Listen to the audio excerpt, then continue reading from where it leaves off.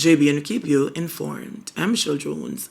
Before we get into the news, please remember to like, subscribe, leave a comment, and share the news with someone today. Now onto the news. Relative of reputed Friendship Lane gang leader murdered. The stepfather of reputed Friendship Lane gang leader Nicholas Burke, otherwise called Buck, was gunned down on Thursday. The deceased is 50-year-old Christopher Denny. The police say Denny was shot and killed in Friendship Lane in Crossroads, St. Andrew. The incident occurred at about 4:15 in the afternoon. It's reported that Denny was at the location when a lone gunman opened fire at him. A female bartender was also shot and injured during the incident. According to the police, Denny was the intended target of the attack. Police probing fatal Marcus Garvey Drive crash.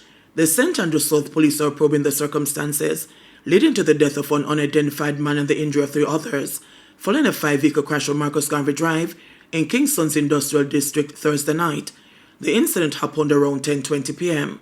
Lawmen from the Hunts Bay Police Station who responded to the incident reported that the deceased and 3 others were riding motorcycles in the direction of Portmore. They say upon reaching the intersection with 9th Avenue in the vicinity of the Tinsapen Aerodrome, one of the men reportedly lost control of his motorcycle, causing the others to slam into a Toyota Coaster bus. The bus bore the branding of Kingston Wharves Limited. The police say they took all 4 men to hospital, where one was pronounced dead and the others admitted for treatment. The driver of the bus was the only person aboard at the time. Alleged leader of Crescent Road gang Mashi charge. Police have charged an alleged gang leader following a shooting in Kingston in 2024. Charges 31-year-old Dane Smith, otherwise called Mashi, a carpenter of Crescent Road, Kingston 13 and Lilliput, St. James. Police said the alleged leader of the Crescent Road gang is facing charges of shooting with intent, possession of a prohibited weapon, unauthorized possession of ammunition, and using a firearm to commit a felony. Reports from the Hunts Bay Police were that on September 6, 2024, about 11:40 p.m., a man was at the intersection of Crescent Road and Bowen Road when an altercation developed between him and Smith. Smith was armed with a firearm at the time, demanded the man leave the area and return to his community. Whilst in the process of leaving, the complainant heard loud explosions behind him and immediately ran off in the Bowens Road direction. The complainant was not injured during the incident. A report was later made to the police, and on Wednesday, Smith was summarily charged following a question and answer session. His court date is being finalized. Relative disappointed after driver in deadly Westmoreland crash escapes prison time. The relative of one of the 5 victims from the fatal Bluefields Main Road crash in 2023 is disappointed with Thursday's ruling, which saw taxi operator Delroy Rodney getting a 3-year suspended sentence in the Westmoreland Circuit Court.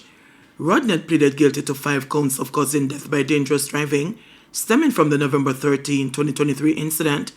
15-year-old schoolgirl Evicia Forrester and her 39-year-old mother, Petrina Wallace, of Gordon District in White House, O'Neill Allen and his mother, 65-year-old Angela Samuels of Mount Edgecombe, and the 54-year-old Janet Thompson of a McAlpine address died in the crash. Justice Courtney Day noted that while the maximum sentence for causing death by dangerous driving is 5 years, Rodney was given a reduced sentence due to his early guilty plea, his expression of remorse, and his previous clean criminal record. But the daughter of Ms. Thompson believes the justice system has been a letdown for her family. Shock to my family, given the fact that 5 lives were lost. We all know that we all are drivers and many times things do happen. But for a sentence handed down that the driver didn't get any prison time, I don't think that sends a good message. He should have been an example. I'm not saying he should have gotten the maximum, but I think he should have gotten some form of prison time just so that others may know that it's not it shouldn't be that you can just drive recklessly and people lost their lives and they are able to walk scot-free. Rodney was ordered to pay $500,000 on each count to the families of the 5 victims, totaling $2.5 million. The money must be paid by March 31. Another $500,000 will be paid to a surviving passenger. Rodney is also not allowed to hold a driver's license for the next 3 years. In the meantime, the attorney Sir Rodney said compensation will be made to the family's victims and the survivor by Friday. Lambert Johnson and Faith Salmon on Thursday praised the judge for being merciful toward their client, who they described as a good, solid, upright person. He is really a good, solid, upright person. He's a loving God. He's a great husband, I'm told. He is the head deacon for the Belmont Seventh-day Adventist Church. So this is someone you could regard as the salt of the earth, an upstanding, responsible person who can be emulated by everyone. Prior to this, his reputation and his record was pristine. And so this is a blot that he had no on his record, but he is trying to ensure that the victims and their families don't feel insulted or left out. So he's trying to make compensation, and they still have the insurance monies to claim. KSAMC intensifies efforts to remove derelict vehicles and clear public roads. City Inspector of the Kingston and the St. Ange Municipal Corporation, KSAMC, Alfred Francis, says the KSAMC will be ramping up its measures to remove derelict vehicles from the streets and urge garage operators to desist from using the pavements as makeshift garages. A team from the National Solid Waste Management Authority, along with members from the KSAMC, carried out an operation in Moortown Park in St. Andrew on Thursday, removing vehicles from the roadway. At Moortown Park today, and we have seen where a two-way road have been reduced to one way because you have garage operators that have taken over not only the sidewalk but a total lane for themselves. We have successfully removed all vehicles from the roadway today, and we'll be going to other areas throughout the municipality to clear these roads. But listen now, the Kingston St. Ange Municipal Corporation, we don't have storage areas. So if operators want to continue to operate on the roadway and sidewalk, note, when we remove the vehicles, we are taking them directly to Riverton City.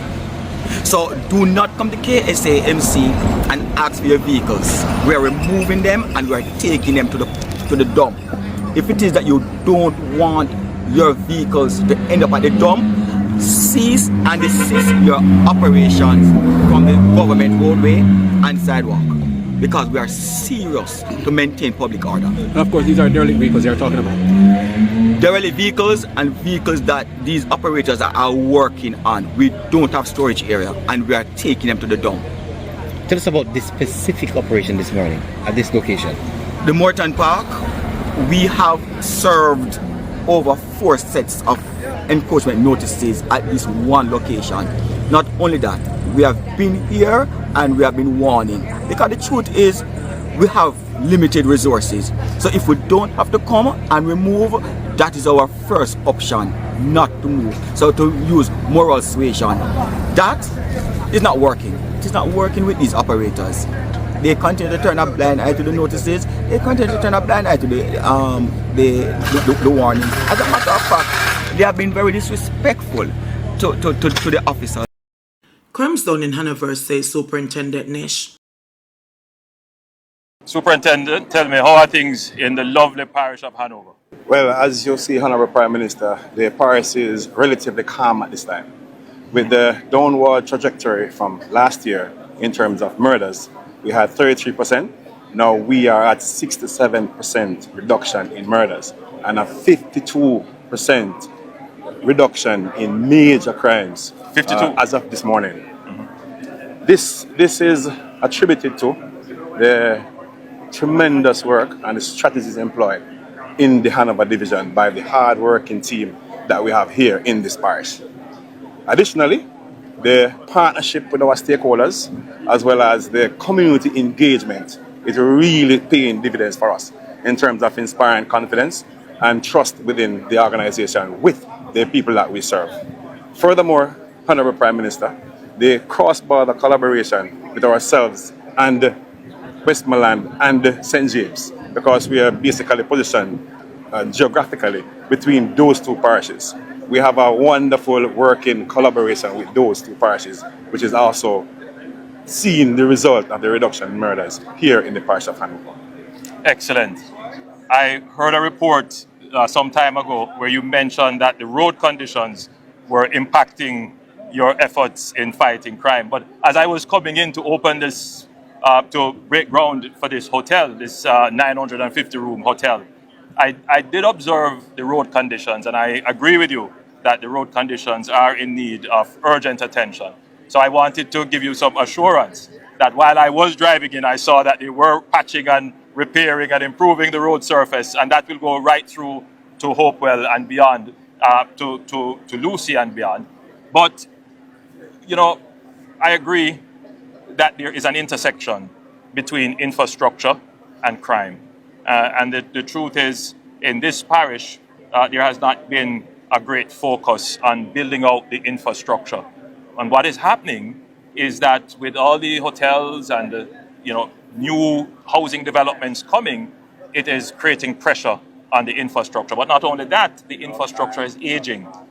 We have not done any major works here in almost 30 years. So this parish, Hanover, is slated for major attention with infrastructure, both in terms of road, water, and in some areas sewage and broadband capabilities, but also in the development of communities. You would have noted that I have said here that with this new development of 950 rooms, the persons who are making the investments here, the Palladium Group, they are also building accommodations for workers. So this challenge of irregular settlements around the economic engines, for example, the hotels, which then come with its own problems of no roads, no garbage collection, poor security, that won't happen as a result of this investment. So yes, you're perfectly right. Infrastructure has an impact on crime, particularly in the long term,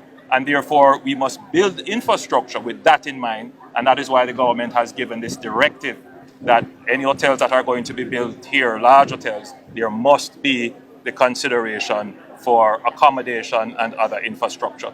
So I'm expecting that the efforts that you're making will continue to yield the great results that they have yielded so far. Thank you very much. Thank you, and keep up the good work. Okay, sir. JBN will keep you informed. Please remember to subscribe, like, share, leave us a comment, and click the notification bell to receive our daily news items.